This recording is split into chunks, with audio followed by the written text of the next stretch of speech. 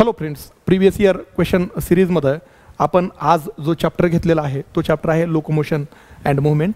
या चॅप्टरवर previous year नीट परीक्षेमध्ये विचारले गेलेले प्रश्न या ठिकाणी आपण डिस्कस करणार आहोत. First of all we will start with the question which was asked in the NEET 2020 examination. आपण नीट 2020 या परीक्षेमध्ये विचारल्या गेलेल्या प्रश्नापासून या ठिकाणी सुरुवात करूयात. प्रश्न आहे, match the following columns and select the correct option. या ठिकाणी आपल्याला दोन कॉलम दिलेले आहेत, कॉलम 1 आणि column 2.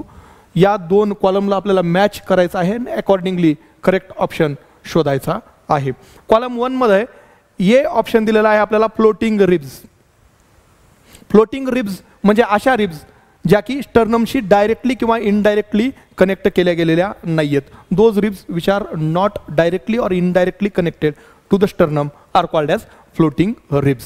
Okay, and floating ribs protects our kidneys. आपल्याला माहिती आहे किडनीजला प्रोटेक्ट करण्याचं काम या ठिकाणी फ्लोटिंग रिब्स करत असतात. 11th अँड 12th म्हणजे काय, लास्ट 2 पेयर्सला रिब्सच्या आपण काय म्हणतोय, फ्लोटिंग रिब्स.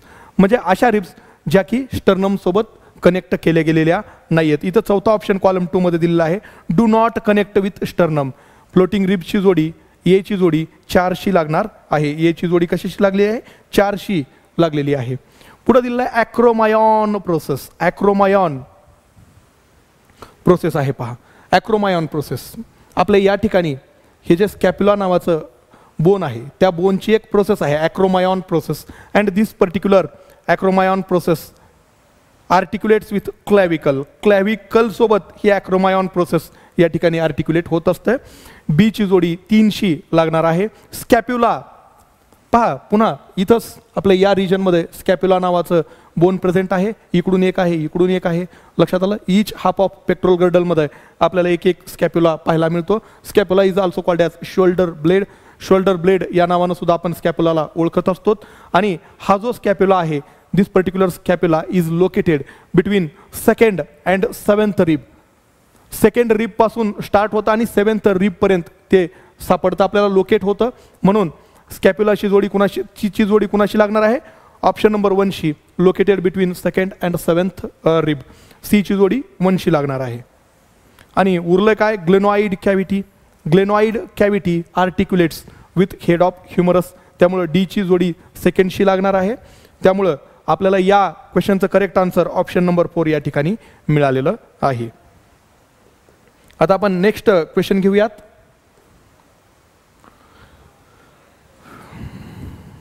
नेक्स्ट क्वेश्चन जो घेतलेला आहे आपण तो नीट 2019 या परीक्षेमध्ये विचारलेला आहे. क्वेश्चन पाहूयात आपण. Select the correct option. या ठिकाणी काही ऑप्शन्स दिलेत, त्यापैकी करेक्ट ऑप्शन आपल्याला शोधायचा आहे. ऑप्शन नंबर 1 पाहूयात. There are 7 pairs of vertebro-sternal ribs, 3 pairs of vertebro-chondral ribs and 2 pairs of vertebral ribs. पहा, ऑप्शन नंबर 1 मध्ये काय सांगितलेलं आहे, there are 7 pairs of vertebro-sternal ribs. Correct आहे. आपल्या बॉडीमध्ये पहिल्या फर्स्ट 7 पेअर्स ऑफ रिब्स ज्या आहेत त्यांना आपण vertebro-sternal ribs या नावाने ओळखतो किंवा त्यांनाच आपण ट्रू रिब्स असंही म्हणतोय. पहा, वर्टिब्रो-स्टर्नल रिब्स. वर्टिब्रो-स्टर्नल नाव कसं आहे, अशा रिब्स ज्या की पाठीच्या साईडनं, बॅक साईडनं वर्टिब्रल कॉलम मधल्या वर्टिब्रेशी जोडल्या गेलेल्या असतील आणि फ्रंट साईडला येऊन स्टर्नमशी जोडल्या गेलेल्या असतील त्यांना आपण ट्रू रिब्स असं म्हणतोय. त्यांनाच आपण वर्टिब्रो-स्टर्नल रिब्स या नावानं सुद्धा ओळखतो. वर्टिब्रो म्हणजे पाठीच्या साईडला वर्टिब्राशी जोडल्या गेलेल्या आहेत आणि स्टर्नल समोरच्या साईडला, छातीच्या समोरच्या साईडला त्या ठिकाणी स्टर्नमशी जोडल्या गेलेल्या आहेत. वर्टिब्रा आणि स्टर्नम ह्या दोघांशीही जोडल्या गेलेल्या रिब्सला आपण ट्रू रिब्स म्हणतोय. ओके, लक्षात आलं, त्यालाच आपण वर्टिब्रो स्टर्नल या नावानं सुद्धा ओळखतो. हे करेक्ट आहे. 3 pairs of ribs are vertebrochondral rib. Vertebrochondral rib. लक्षात आलं. पहा, 8th, 9th आणि 10th पेअर्स ऑफ रिब्स जे आहेत त्याला आपण फॉल्स रिब्स या नावानं ओळखतो. त्यांनाच आपण वर्टिब्रो क्वाड्रल या नावानं सुद्धा ओळखतो. वर्टिब्रो म्हणजे पाठीच्या साईडनं, बॅक साईडनं या रिब्स वर्टिब्राशी जोडल्या गेलेल्या आहेत, एवढं ठीक आहे. क्वाड्रल म्हटलंय पहा, क्वाड्रल म्हणजे कार्टिलेज. अशा रिब्स पाठीच्या साईडनं वर्टिब्राशी जोडल्या गेलेल्या आहेत आणि फ्रंट साईडला त्या ठिकाणी कार्टिलेज सोबत जोडल्या आहेत आणि हे कार्टिलेज दुसऱ्या रिबच्या कार्टिलेजला जोडून इनडायरेक्टली स्टर्नम सोबत जोडलेलं आहे. म्हणजे काय आहे, या रिब्स फॉल्स रिब्स आहेत.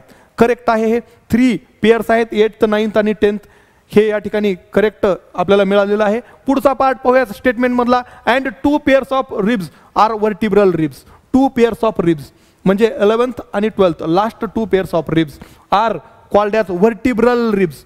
कारण त्या फक्त वर्टिब्रेशी जोडल्या गेलेल्या आहेत, त्या स्टर्नम सोबत डायरेक्टली किंवा इनडायरेक्टली जोडल्या गेलेल्या नाही आहेत. म्हणून त्या रिब्सला आपण काय म्हणतोय, वर्टिब्रल रिब्स. लक्षात आलं तुम्हाला हे.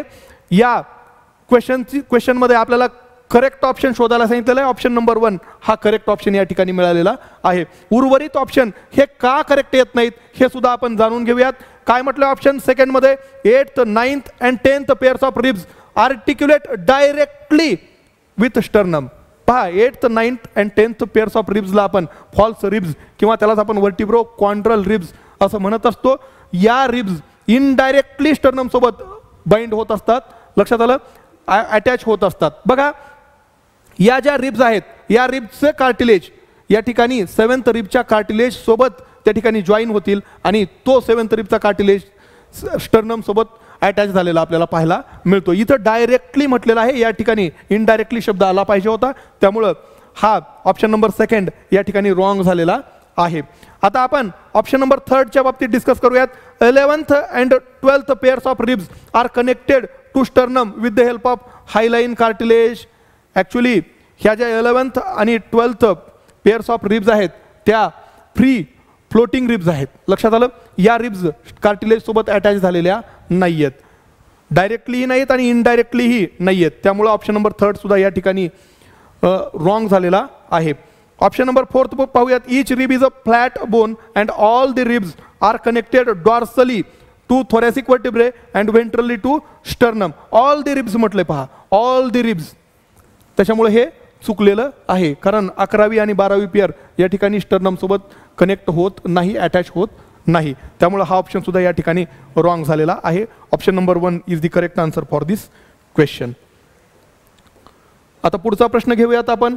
हा प्रश्न नीट 2018 या परीक्षेमध्ये विचारला गेलेला आहे. Calcium is important in skeletal muscle contraction. या ठिकाणी काय सांगितले, कॅल्शियम हा स्केलेटल मसलच्या कॉन्ट्रॅक्शनमध्ये इम्पॉर्टंट आहे आणि त्याचं कारण आपल्याला शोधायचं आहे. ऑप्शन नंबर 1 पहा. Binds to troponin to remove the masking of active site on the actin for myosin. Correct आहे हे.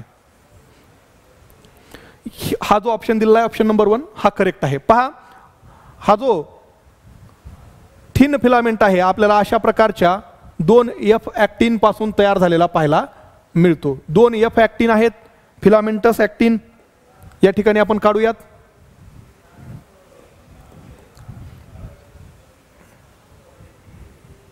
दोन F ऍक्टिन अशा प्रकारे एकमेकांवर उंड केले गेलेले आहेत आणि ह्या प्रत्येक F ऍक्टिनमध्ये, F ऍक्टिन बनला कशापासून आहे, ग्लोब्युलर ऍक्टिन पासून, G ऍक्टिनवर. इथं ह्या अशा प्रकारच्या हे ऍक्टिन आहे, याच्यावर मायोसिन बाइंडिंग साइट आहेत. लक्षात आलं आपल्याला. अशा प्रकारच्या मायोसिन बाइंडिंग साइट आपल्याला या ऍक्टिन वर पाहायला मिळतात. आणि या थिन फिलामेंटमध्ये एवढे 2च कंपोनंट नाही आहेत, 2 F ऍक्टिन त्याच्यासोबतच आपल्याला अशा प्रकारचे 2 ट्रोपोमायोसिन सुद्धा रन झालेले पाहायला मिळतात. ट्रोपोमायोसिन या ठिकाणी आपण काढलेला आहे. असे 2 फिलामेंट आहेत ट्रोपोमायोसिनचे, हे सुद्धा रन होत आहेत. आणि त्याच्या व्यतिरिक्त या ठिकाणी 3 सबयुनिट पासून बनलेला ट्रोपोनिन सुद्धा प्रेझेंट आहे. पहा हा ट्रोपोनिन 3 सबयुनिट पासून बनलेला प्रोटीन आहे. हे असा लक्षात आलं. याला 3 सबयुनिट आहेत. एक सबयुनिट आहे आय सबयुनिट, इनहिबिटरी सबयुनिट, जे की ऍक्टिनवरच्या मायोसिन बाइंडिंग साइट आहे, त्याला त्या ठिकाणी झाकणार आहे, त्याला मास्क करणार आहे. लक्षात आलं. हा आय सबयुनिट आहे. दुसरा टी सबयुनिट आहे, हा ट्रोपोनिनचा टी सबयुनिट हा ट्रोपोमायोसिनला असा पकडून ठेवणार आहे या ठिकाणी. लक्षात आलं. आणि तिसरा सबयुनिट आहे सी सबयुनिट, जो की कॅल्शियम सोबत बाइंड होऊ शकतो. लक्षात आलं. आता ही अशी कंडिशन आहे इन रेस्टिंग कंडिशन, ज्यावेळी या मसलला कॉन्ट्रॅक्ट व्हायचं नाहीये त्यावेळी हा आय सब युनिट कुठं प्रेझेंट आहे, या ॲक्टिनवरच्या मायोसिन बाइंडिंग साईटला झाकलेला आहे, त्यानं मास्क केलेला आहे. टी सब युनिटनं ट्रोपोमायोसिनला या ठिकाणी पकडून ठेवलेला आहे आणि सी सब युनिट रिकामा आहे. लक्षात आलं. आता या ठिकाणी कॉन्ट्रॅक्शन करायचं असेल तर कॅल्शियम येणार आहे, सी सब युनिटला बाइंड होणार आहे. लक्षात आलं. As soon as the calcium binds with C sub unit of the troponin, conformational changes will takes place in the troponin, okay, as well as tropomyosin. कारण ट्रोपोमायोसिनला या ट्रोपोनिननं पकडून ठेवलेलं आहे. मग आता काय होणार आहे, कॅल्शियम आला, कॅल्शियम येऊन सी सब युनिटला बाइंड झाला, ट्रोपोनिनच्या स्ट्रक्चरमध्ये कन्फर्मेशनल चेंजेस झाले. मग त्यामुळं ट्रोपोनिनमध्ये चेंजेस झाले की ट्रोपोमायोसिन मध्येही चेंजेस होतील. ट्रोपोनिन आणि ट्रोपोमायोसिन याच्या जागेवरून बाजूला सरकतील, इकडे बाजूला निघतील आणि या ॲक्टिनवरच्या मायोसिन बाइंडिंग साईट ह्या आता या ठिकाणी अनमास्क होतील, म्हणजे ओपन होतील आणि ॲक्टिन आणि मायोसिनमध्ये या ठिकाणी बाइंडिंग होऊ शकते. कॅल्शियम हा या प्रोसेसमध्ये या ठिकाणी आपल्याला मदत केलेला पाहायला मिळालेला आहे.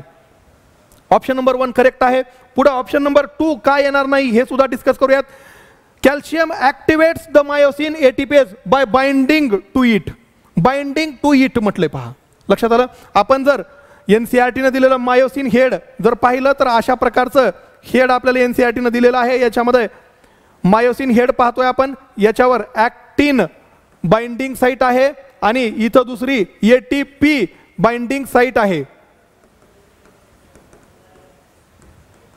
लक्षात आलं. ATP साठी सुद्धा बाइंडिंग साईट आहे, पण याच्यावर कुठेही कॅल्शियम बाइंडिंग साईट दाखवलेली नाहीये. कॅल्शियम डायरेक्टली येऊन या मायोसिन हेड सोबत बाइंड होत नाही, त्यामुळे इथं हा ऑप्शन सुद्धा रॉंग झालेला आहे.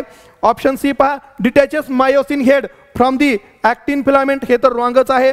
Prevents the formation of bonds between the myosin cross bridge and the actin filament, हे सुद्धा रॉंग आहे. 3 ऑप्शन रॉंग झालेत. Option number 1 is the correct answer for this question. आता नेक्स्ट क्वेश्चन आपण डिस्कस करूयात. हा क्वेश्चन नीट एक्झामिनेशन 2017ला विचारला गेलेला आहे. क्वेश्चन पहा, out of X pairs of ribs in humans only Y pairs are true ribs. Select the option that correctly represents the values of X and Y and provide the explanation. आता आपल्याला या ठिकाणी X आणि Y हे ओळखायचं आहे. पहा, आपण अगोदर X आणि Y काय आहे हे जाणून घेऊयात, त्याच्यानंतर ऑप्शन कडे चलूयात. Out of X pairs of ribs in humans, बघा आपल्या बॉडीमध्ये 12 पेअर्स ऑफ रिब्स आहेत. X ची व्हॅल्यू काय मिळणार आहे आपल्याला या ठिकाणी 12 मिळणार आहे. Okay, out of X pairs of ribs in humans only Y pairs are true ribs. Y pairs म्हणजे काय, 7 पेअर्स. आपल्याला माहिती आहे की फर्स्ट 7 पेअर्स ऑफ रिब्स ज्या आहेत त्या ट्रू रिब्स आहेत. लक्षात आलं. म्हणजे आपल्याला X ची व्हॅल्यू 12 मिळालेली आहे, Y ची व्हॅल्यू 7 मिळालेली आहे. आता पहा, या ठिकाणी X ची व्हॅल्यू 12 दिलेली आहे, Y ची व्हॅल्यू 5 दिलेली आहे. हा ऑप्शन इथंच रॉंग झालेला आहे, पुढे जायचं सुद्धा नाहीये. लक्षात आलं. आता इथं X ची व्हॅल्यू 24 दिली आहे, Y ची व्हॅल्यू 2 दिलेली आहे. हा सुद्धा ऑप्शन समोरच रॉंग झाला, वाचायचा सुद्धा नाही पुढचा ऑप्शन. थर्ड पहा, X ची व्हॅल्यू 24, Y ची व्हॅल्यू 12, हा सुद्धा रॉंग झालेला आहे. लास्ट ऑप्शन पहा, X ची व्हॅल्यू 12 दिली, Y ची व्हॅल्यू 7 दिलेली आहे. हे करेक्ट आहे. X ची व्हॅल्यू 12, Y ची व्हॅल्यू 7 आता या ठिकाणी मिळालेली आहे आपल्याला. पुढे पहा, true ribs are attached dorsally to vertebral column and ventrally to sternum. हे करेक्ट आहे. या क्वेश्चनचं करेक्ट आन्सर ऑप्शन नंबर 4 या ठिकाणी आपल्याला मिळालेलं आहे. We will discuss about the next question which was asked in the NEET examination 2017. 2017ला विचारला गेलेला हा प्रश्न आहे. क्वेश्चन पहा, the pivot joint between atlas and axis is a type of. काय विचारलंय, ॲटलास अँड ॲक्सिस हे जे 2 व्हर्टिब्रे आहेत यांच्यामध्ये जो आपल्याला पायवॉट जॉईंट मिळतो तो खालीलपैकी कोणत्या टाईपचा आहे असं विचारलेलं आहे. ऑप्शन नंबर 1 पहा, फायब्रस जॉईंट. हा जो जॉईंट आहे पायवॉट जॉईंट हा फायब्रस जॉईंटचं एक्झाम्पल किंवा टाईप नाहीये. सायनोवियल जॉईंट हा जो पायवॉट जॉईंट आहे जो की आपल्याला ॲटलास आणि ॲक्सिस मध्ये पाहायला मिळतो, हा सायनोवियल जॉईंटचं एक्झाम्पल आहे. Okay, option number 2 is the correct answer for this question. Option number 3 मध्ये सॅडल जॉईंट म्हटलेलं आहे, हे सुद्धा रॉंग आहे. ऑप्शन नंबर 4 मध्ये कार्टिलॅजिनस जॉईंट म्हटलेलं आहे, हे सुद्धा या ठिकाणी रॉंग आहे. या क्वेश्चनचं correct answer option number 2 synovial joint हे येणार आहे. नेक्स्ट क्वेश्चन आपण डिस्कस करूयात. नेक्स्ट क्वेश्चन जो आपण या ठिकाणी घेतलेला आहे तो नीट फेज 2 2016 ला विचारला गेलेला आहे. क्वेश्चन आहे name the ion responsible for unmasking of active sites for myosin for cross bridge activity during muscle contraction. Question काय आहे की मसल कॉन्ट्रॅक्शन होताना अनमास्किंग ऑफ ऍक्टिव्ह साइट्स, ऍक्टिनवरच्या मायोसिन बाइंडिंग साईट आहेत त्यांना अनमास्क करणं, त्यांना उघडं करणं, हे काम खालीलपैकी कोणत्या आयनद्वारे केलं जातं, हा प्रश्न या ठिकाणी विचारला गेलेला आहे. आणि या क्वेश्चनचं आन्सर आपण आताच थोड्या वेळापूर्वी ही प्रोसेस डिटेलमध्ये डिस्कस केलेली होती. या क्वेश्चनचं करेक्ट आन्सर कॅल्शियम असणार आहे. कॅल्शियम काय करतो, त्या ठिकाणी ट्रोपोनिन मधल्या सी सब युनिटशी बाइंड होतो, ट्रोपोनिनला बाजूला करतो, ट्रोपोमायोसिन सुद्धा बाजूला होणार आहे आणि ऍक्टिनवरच्या मायोसिन बाइंडिंग साईट अनमास्क होतील म्हणजे ओपन होणार आहेत. नेक्स्ट क्वेश्चन आपण या ठिकाणी घेऊयात. नीट 1 2016 ला या ठिकाणी विचारला गेलेला प्रश्न आहे हा. क्वेश्चन पहा, lack of relaxation between successive stimuli in the sustained muscle contraction is known as and it is known as tetanus. Tetany ही कंडिशन आहे, टिटॅनस ही कंडिशन आहे. यामध्ये काय होतं, वाईल्ड मसल कॉन्ट्रॅक्शन होत असतात ज्याला आपण रॅपिड स्पॅझम्स असंही म्हणतो. आणि हे कशामुळे होतं, it happens due to the low calcium levels in the body fluid. बघा कॅल्शियम ह्या मसल कॉन्ट्रॅक्शनमध्ये रेग्युलेटरी आयन म्हणून काम करत असतो, मसल कॉन्ट्रॅक्शनच्या प्रोसेसला रेग्युलेट करण्याचं काम करत असतो. पण जेव्हा कधी बॉडी फ्लुइडमधलं कॅल्शियम आयनचं कॉन्सन्ट्रेशन हे खूप कमी होणार आहे त्यावेळी अशा प्रकारचे आपल्याला वाईल्ड कॉन्ट्रॅक्शन किंवा रॅपिड स्पॅझम्स पाहायला मिळतात. त्याला आपण टिटॅनी किंवा टिटॅनस या नावानं ओळखत असतो. या क्वेश्चनचं करेक्ट आन्सर ऑप्शन नंबर 1 टिटॅनी किंवा टिटॅनस हे असणार आहे. ओके फ्रेंड्स, हे होते काही महत्त्वपूर्ण प्रश्न मागच्या काही नीट एक्झामिनेशनमध्ये विचारले गेलेले. धन्यवाद.